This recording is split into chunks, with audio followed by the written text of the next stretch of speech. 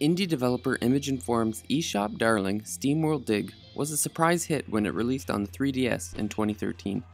Featuring Metroidvania-style gameplay, combined with an addictive cycle of finding treasure, selling it, and using the proceeds to upgrade your gadgets, the original Dig found its way into the hearts of many fans, including this writer. 4 years later, and Image Inform has graced Nintendo's newest console, the Switch, with a sequel that looks to expand on the original's gameplay and provide a bigger, better world for players to explore.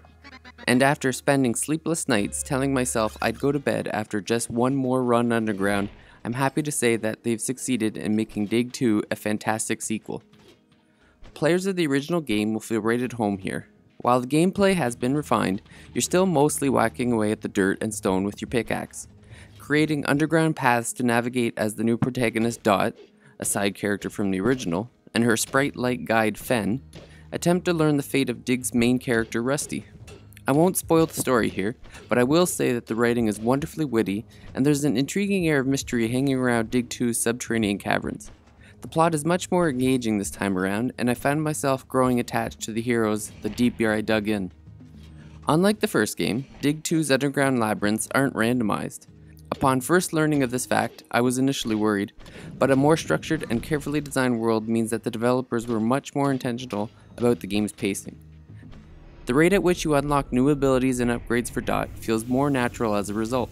Just when you think you've gotten comfortable with Dig 2's mechanics, the game throws a fresh new ability at you to master. This sense of progression is one of the biggest reasons why I found myself unable to put the game down until I either couldn't keep my eyes open anymore, or my Switch's battery ran out. Digging, finding treasure, selling it, and purchasing upgrades in SteamWorld Dig 2 is one of the most addictive gameplay cycles I've ever experienced. There's much more than just finding treasure this time around though. Players are tasked with finding relics, of which there are over 40 in the game. Finding these and giving them to an NPC in the hub town El Machino will net Dot some blueprints that she can use to upgrade her weapons even further. Equipping these upgrades to her gadgets requires another collectible, Cogs, which can often be found in one of the game's many mini-dungeon areas.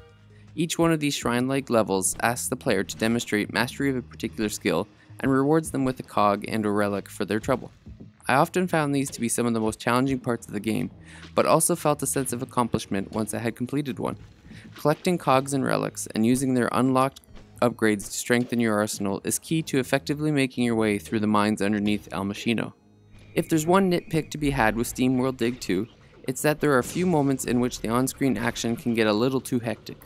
A couple of moments in particular stood out to me as frustrating, because so much was happening at once that I felt a couple of the deaths I suffered weren't because of my lack of skill, but rather because there was just too much going on all at once for me to keep up with.